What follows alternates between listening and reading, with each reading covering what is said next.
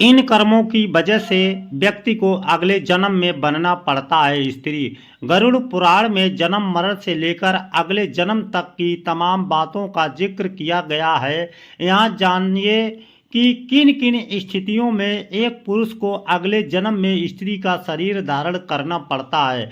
गीता में भगवान श्री कृष्ण ने कहा है कि आत्मा अजर और अमर है। जिस तरह से व्यक्ति अपने वस्त्रों को बदलता है, आत्मा उसी तरह से नया जन्म लेकर अपना शरीर बदलती है। ये सिलसिला तब तक चलता रहता है जब तक उस आत्मा को मुक्ति ना मिल जाए।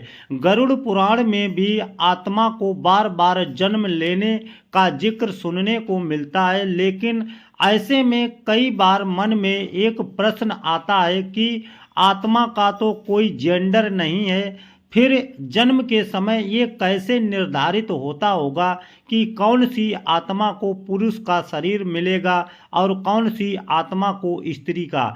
इसके अलावा जो आत्मा वर्तमान में पुरुष शरीर में है, वो क्या अगले जन्म में भी पुरुष ही बनेगी या उसे स्त्री का शरीर भी मिल सकता है।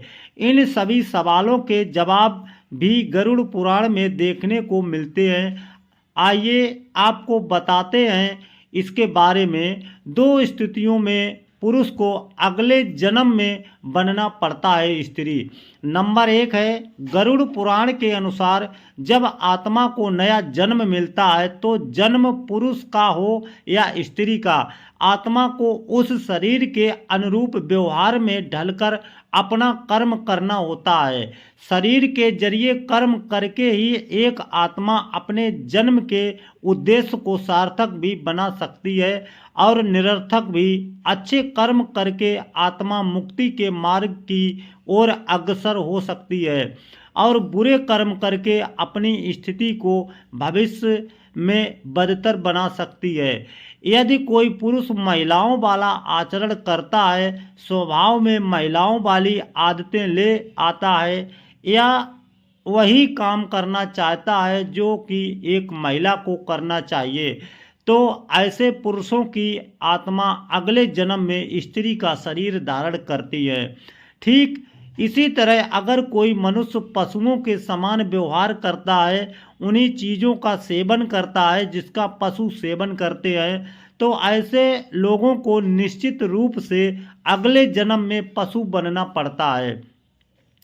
नंबर 2, इसके अलावा गरुड़ पुराण में बताया गया है कि मृत्यु के अंतिम समय में मनुष्य की आसक्ति जिस चीज की ओर होती है, उसका अगला जन्म भी उसी पर निर्भर करता है। यदि कोई व्यक्ति मृत्यु के अंतिम क्षण में किसी स्त्री को याद करते हुए प्राण त्यागता है तो उसे अगले जन्म में स्त्री बनना पड़ता है। वहीं अगर वो अंतिम क्षण में परमेश्वर का नाम लेता है तो वो मुक्ति के मार्ग पर अग्रसर होता है। यानी मृत्यु के अंतिम क्षण का विचार उसके अगले जन्म का आधार बनता है। इसीलिए शास्त्रों में कहा गया है कि मरते हुए राम का नाम लेना चाहिए।